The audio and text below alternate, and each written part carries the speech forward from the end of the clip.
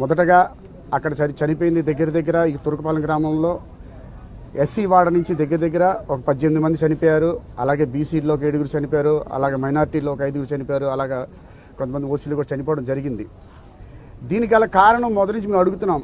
అసలు కారణం ఏంటి, ఎందువల్ల చనిపోతున్నారు అనే విషయాన్ని మేము అంతకుముందు కూడా ప్రస్తావించడం జరిగింది. కానీ కూటమి ప్రభుత్వం నుంచి మాకు ఎలాంటి కూడాను జవాబు దొరకలేదు. ఎలాంటి రిపోర్ట్ కూడా వాళ్ళ నుంచి కూడా సొల్యూషన్ ఇంతవరకు రాలా.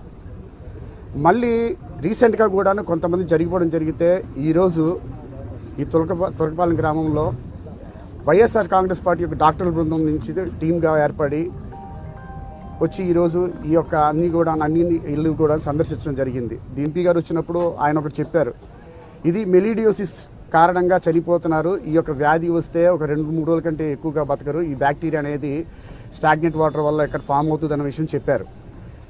తర్వాత ఆరోగ్య శాఖ మంత్రి వచ్చి ఏం చెప్పారంటే కాదు ఇది వాటర్ కంటామినేషన్ వల్ల జరిగిందని చెప్పేసి ఆయన చెప్పడం జరిగింది. అలాగే సదరు ఇక్కడ ఉన్నటువంటి నియోజకవర్గ శాసనసభ్యులు ఆయన వచ్చి ఏమన్నారంటే కాదు ఇక్కడున్న వాళ్ళు మందు తాగడం వల్ల చనిపోతారని చెప్పేసి చెప్పారు.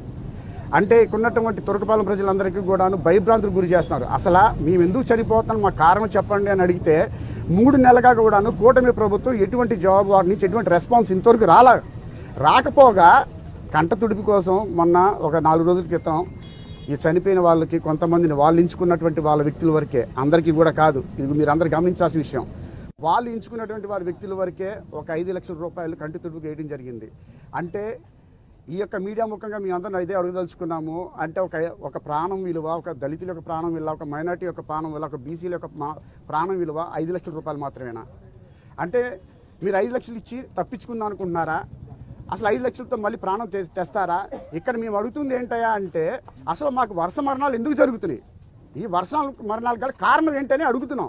ఇది మీరు చెప్పుకోకుండా 3 నెలలుగా కాలం దాటేస్తూ విషయాన్ని మీరు ధృవీకరించుకోకుండా ఏది కూడా దీనివల్ల మెలిడియోసిస్ చచ్చిపోతున్నారా, లేదనుకుంటే మీరు తయారు చేసినట్టు నకిలీ మందు వల్ల చనిపోతున్నారా, వాటర్ కంటామినేషన్ వల్ల చనిపోతున్నారా అనేది మాకు ధృవీకరించి చెప్పండి. సెంట్రల్ గవర్నమెంట్ నుంచి సెంట్రల్ నుంచి కూడాను మళ్ళీ కొన్ని టీంలు వచ్చి ఎందుకు మళ్ళీ ఈ యొక్క టెస్టులు ఎందుకు చేస్తున్నారు, ఈ టెస్టులు చేయడానికి గల కారణం ఏంటి అంటే ఇప్పటి వరకు మీరు కూడాను దీన్ని ప్రాపర్గా డయాగ్నోస్ చేసి దీని తాలూకా రిపోర్ట్స్ ఏది కూడా ప్రాపర్గా మీరు ఇవ్వాల. అంటే ఒక 3 నెలలుగా ఇంతమంది ఎస్సీలు, బీసీలు, మైనారిటీలు ఇంతమంది చనిపోతున్నా కానీ ఈ కూటమి ప్రభుత్వం ఎట్టి పరిస్థితుల్లో దీనిని లెక్క పెట్టే యోచనలో లేనే లేదు.